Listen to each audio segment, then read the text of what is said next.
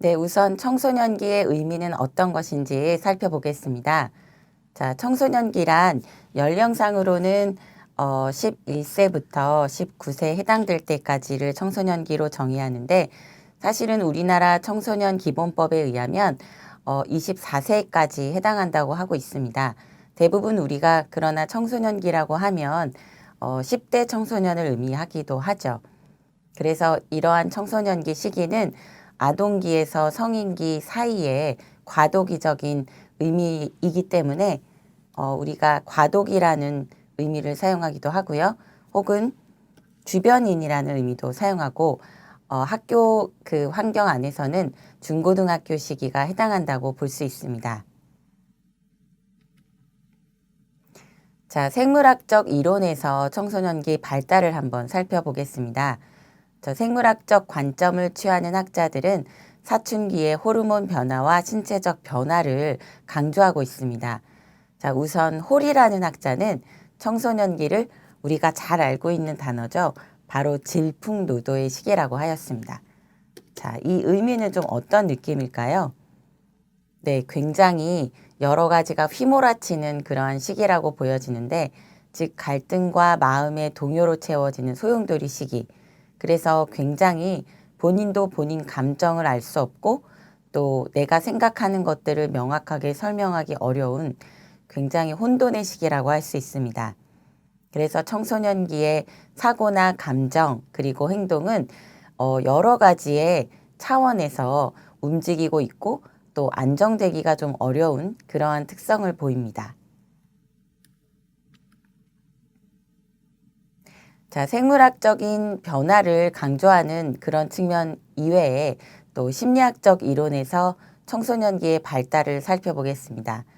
자, 유기체론적인 이론에서는 맥락적으로 어떻게 청소년기에 여러 가지 변화들이 일어나는지를 살펴보고 있습니다.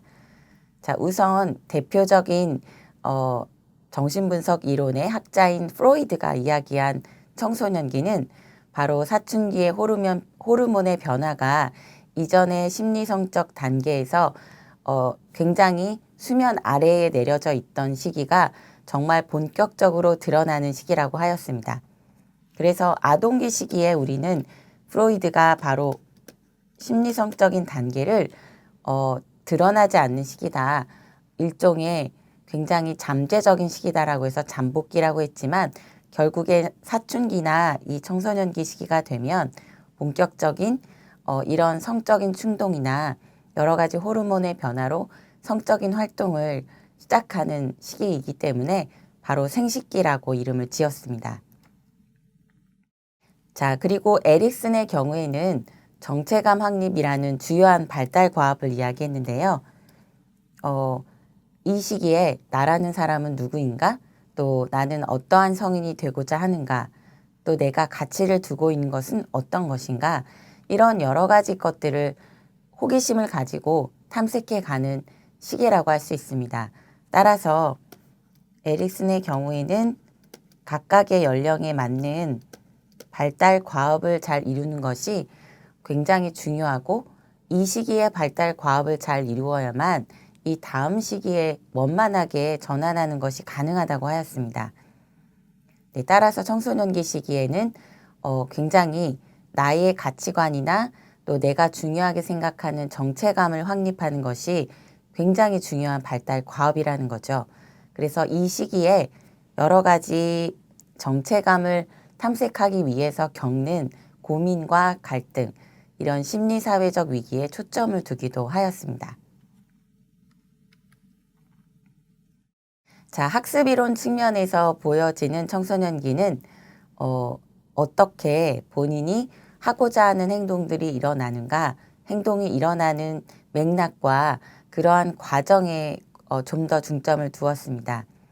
학습 이론가 중에 대표적인 반두라라는 학자는 청소년들이 어떻게 행동할 것인가 하는 학습 방법을 강조하였고요.